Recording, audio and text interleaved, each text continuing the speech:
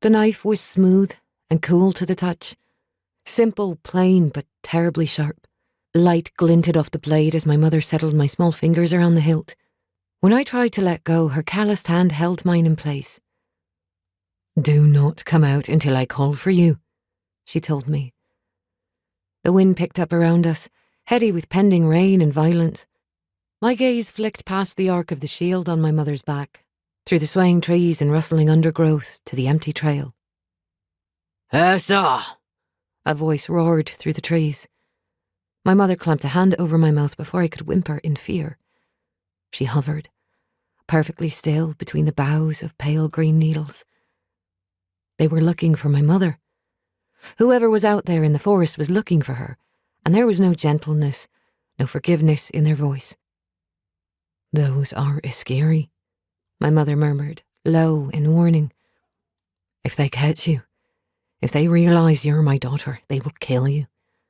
Tell them you're Algat, and pretend not to know me even if I'm hurt, no matter what they do. Do you understand, Yske?"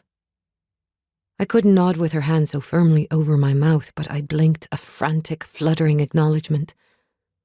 Slowly she let me go. I lifted the knife, clutching it with all the strength of my terror, and nodded. Noting my clumsy grip, she grimaced and touched my cheek with a gentle hand. "I will teach you how to use that when we get home. Stay here. Stay silent." I nodded again, and she vanished into the forest. Quiet settled around me. Nothing moved in the fir grove save the wind tugging the boughs and a few stray needles falling into my hair. Tentatively, I shifted to all fours and stared in the direction my mother had gone, but otherwise I did not move. I would be like a rabbit in the garden, I told myself, holding so still the dogs couldn't see me. I heard a scream. It was a shocked sound full of pain, but it belonged to a man. I bit my bottom lip and screwed my eyes shut.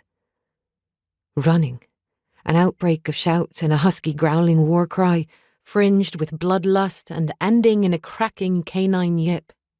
My eyes flashed open as footsteps flitted past my fir grove, light and leaping. Their owner howled, then loosed a manic laugh.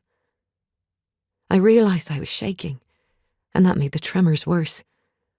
I sat down hard, dropped the knife, and covered my face.